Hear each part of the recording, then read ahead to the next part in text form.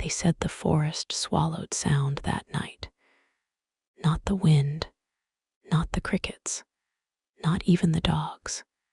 Just men, 5 of them, boots heavy against wet leaves, rifles in hand, lantern light cutting through branches like thin knives, laughing as if this was sport, as if the dark belonged to them.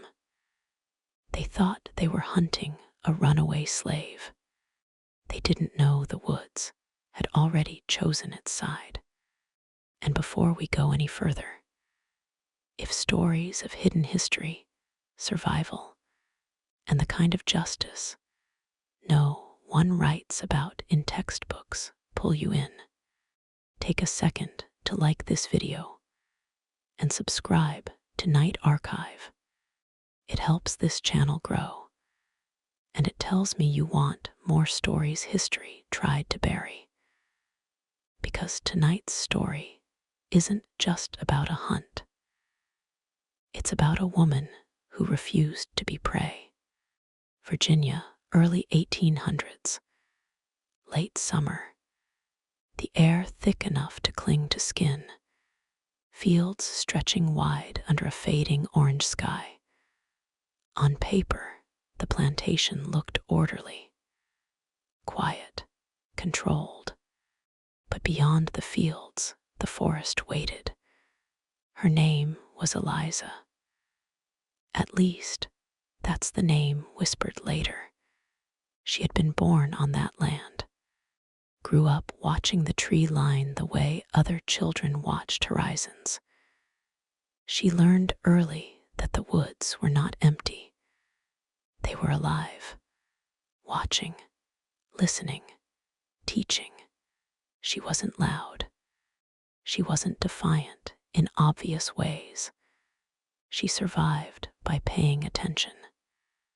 She memorized the direction of wind, the patterns of insects, which roots could feed you, which berries could end you. The men never noticed that. To them, she was just another pair of hands. Until the night she ran. No one agreed on what pushed her. Some said it was punishment waiting at dawn. Others whispered something worse. What mattered was this. Just before midnight, while most of the house slept, Eliza stepped past the last fence post and walked into the forest without looking back. By morning, they realized she was gone. And pride is a dangerous thing when mixed with power. 5 men volunteered to bring her back. Thomas Reed, the overseer's son, young, arrogant, certain the world bent for him. Caleb Moore, tall and quiet, with a habit of spitting before speaking. Elias Turner, older, who claimed he knew these woods better than anyone. Brothers Jacob and Henry Pike, inseparable and eager to prove themselves. They carried rifles, rope, and enough confidence to fill the sky. They told the others they'd be back before sunrise. They entered the woods laughing. The first mistake was assuming she would run blindly. Eliza didn't run far. She moved carefully, deliberately, breaking branches in one direction, then doubling back, walking through shallow streams to erase scent, smearing crushed mint and pine along her dress to confuse the dogs. She wasn't trying to outrun them. She was guiding them. The forest floor shifted under boots, unused to humility. Mosquitoes swarmed thick in the still air. Roots twisted like hidden fingers beneath leaves. By mid-morning, the laughter faded. Thomas fired a shot at a movement in the brush. It was nothing, just a startled deer. Stay focused, Elias muttered, though sweat poured down his temples. They found footprints. Clear, bare, intentional. She wants us to see this, Caleb said quietly. But pride doesn't like to listen to doubt. They followed. What they didn't see were the signs around them. Bent saplings pulled tight with braided vine.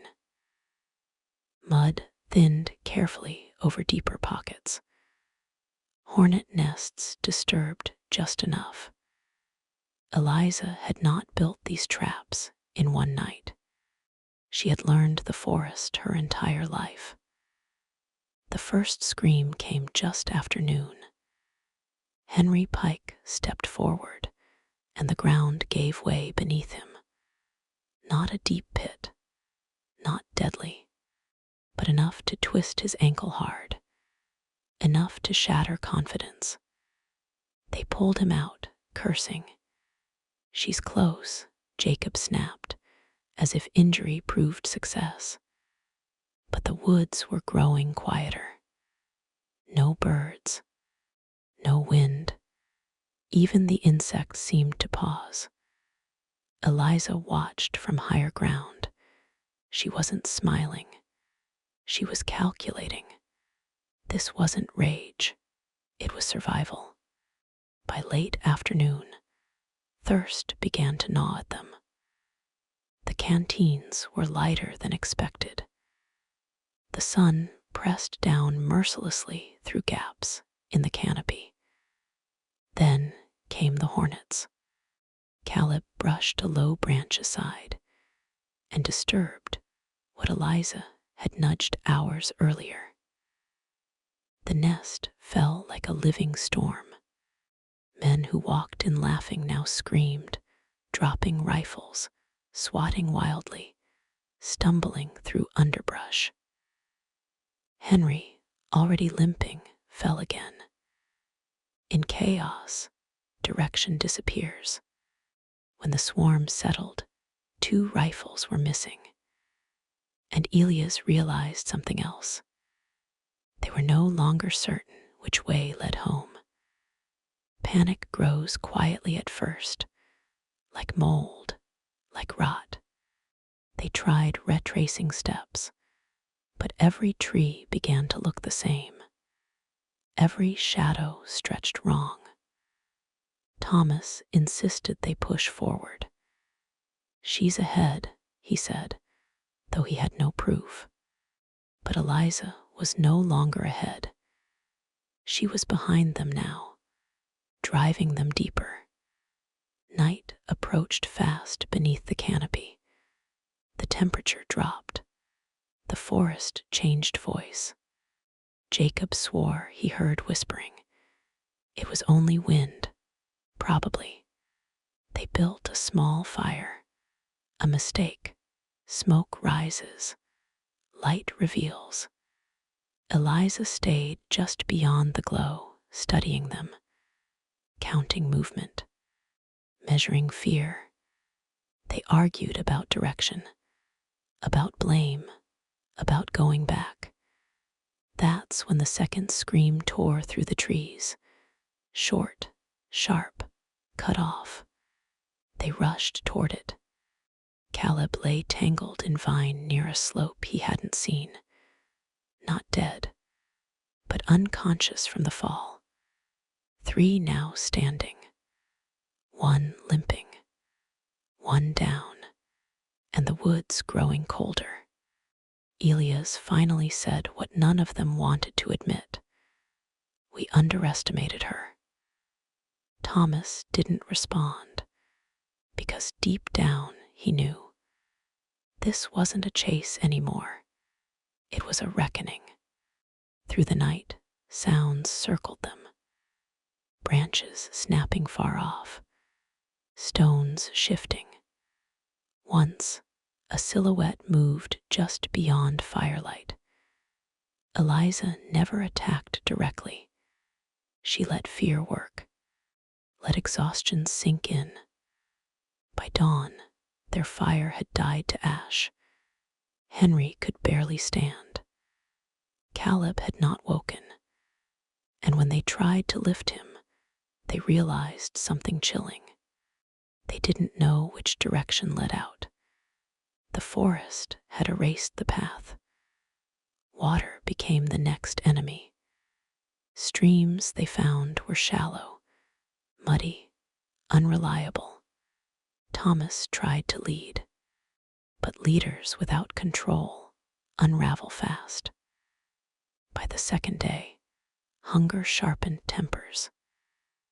Jacob accused Elias of lying about knowing the land. Elias accused Thomas of pride. Henry just wanted to leave. But leaving requires direction, and the woods no longer offered it. Eliza moved like memory between trees.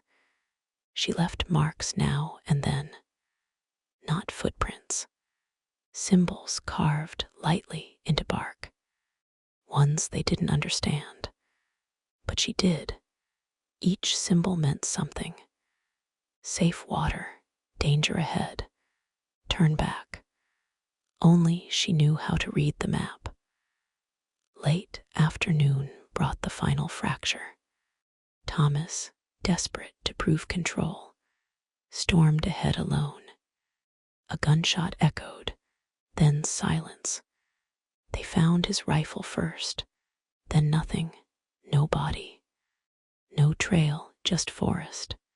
Jacob's confidence cracked fully then. They shouted Thomas's name until their voices broke. The woods did not answer. As darkness fell again, Elias made a choice. We move at first light, together. No more chasing. But the forest had already made its choice too. That night, rain came sudden and heavy. Cold sheets drenching firewood, soaking clothes, turning ground to slick clay. Henry slipped near a ravine's edge. Jacob grabbed him, but footing gave way, and both disappeared into shadow below. Elias heard the fall, the thud, then nothing. He didn't climb down. He couldn't. He was alone now. Morning revealed what pride refuses to see. The woods were endless, and he was very small inside them. He dropped the rope, left the rifle leaning against a tree, and began walking without direction. Hours later, he found a clearing, and in that clearing stood Eliza, not frightened, not frantic, still, watching. They held eye contact a long time. No weapon raised, no scream, just understanding. You could have killed us, he said hoarsely. She tilted her head slightly. The forest spoke for her. He looked around slowly, realizing. We were never hunting you, he whispered. No, she finally said softly. You were. He staggered past her, and she did not stop him. 2 days later, Elias stumbled out of the tree line alone. Sunburned, half delirious. Rifle gone, brothers missing, Thomas gone, Caleb never found, Henry never returned. Search parties went out. They found nothing. No bodies, no clear graves, no answers. Only forest and silence. As for Eliza, some say she kept walking north. Others believe she joined a hidden network of safe houses whispered about in secret. What history would later call the Underground Railroad. What we know is this: 5 men entered those woods believing they owned the night. Only one walked back, and he never spoke of it again. The plantation stopped organizing hunts after that. The tree line remained untouched for years. Locals began calling it Hollow Mercy because it gave none. But maybe it gave exactly what was owed. This wasn't a story of revenge. It was a story of balance, of a woman who understood that survival is not weakness. It is intelligence. It is patience. It is knowing when the forest is louder than any rifle. If this story stayed with you, if it made you feel something heavy or powerful or unsettling, let me know in the comments. I read them, and your thoughts shape what we uncover next here on Night Archive. Share this with someone who believes history only tells one side. And if you haven't already, subscribe, because there are more stories like this waiting in the dark. Some are buried in soil, some are buried in silence, and some are still walking through the trees.